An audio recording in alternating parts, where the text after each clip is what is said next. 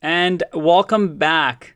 In the previous video, we talked about a few of the common tags that HTML uses. And we're going to expand on that knowledge and learn a few more. So I'm going to delete these. And I'm going to teach you about something called a ordered list. So an OL tag. And within this tag, we have list items. Banana. And another list item. Do apple. And lastly, let's do orange.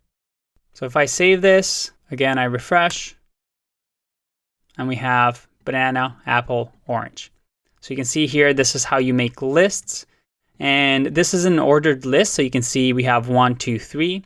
If we want to make it without the numbers, we use something called an unordered list.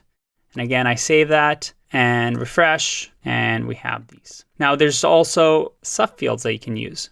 So again, this is all about nesting and having parent tags and children tags. So let's say within apples, we wanted to have, let me structure that a little bit cleaner. There you go. Within apples, we also want to emphasize that there is the Fuji apple and there is Honey Crisp. Well, I can't think of a third type of apple, so I'm just going to delete that.